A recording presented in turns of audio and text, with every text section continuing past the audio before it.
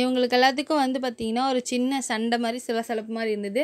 அது என்னன்னு பார்த்தீங்கன்னா, கிச்சன் வந்து ரொம்ப டர்ட்டியாக இருந்தது, க்ளீன் பண்ணாமல் வச்சுருந்தாங்கன்றது தான் வந்து விசித்ராவோட பாயிண்ட்டே. அப்போ வந்து பார்த்திங்கன்னா ஒவ்வொருத்தரையாக வந்து சொல்லி கேள்வி கேட்டுட்டு இருக்கும்போது மாயா கிட்ட வந்து விசித்ரா கேட்டாங்க, நீ உனக்கு எத்தனை டைம் உனக்கு கல்யாணம் ஆகிடுச்சா அப்படின்ற மாதிரி சொன்னாங்க. எனக்கு 4 டைம் கல்யாணம் ஆகிடுச்சின்னு சொல்லி அவங்க திமுறா சொன்னால், நீ வந்து இந்த மாதிரி டர்ட்டியாக வச்சுருந்தீங்கன்னா கிச்சனே உனக்கு எத்தனை தடவை வேணாலும் கல்யாணம் ஆகும் அப்படின்ற மாதிரி சொன்னாங்க.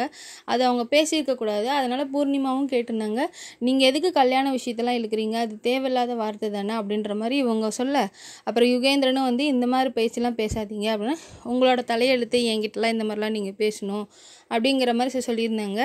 இதெல்லாம் வச்சு பார்க்கும்போது வந்து பார்த்திங்கன்னா ஒரு பெரியவங்களாக இருந்து வந்து ஒருத்தவங்களை எப்படி பேசணுன்றது தெரிஞ்சுக்கணும். சின்ன பிள்ளைங்களே வந்து ஒரு அடக்கமாக பகிர்ந்து போகும்போது பெரியவங்களாக இருந்து கரெக்டாக பேசியிருக்கணும்.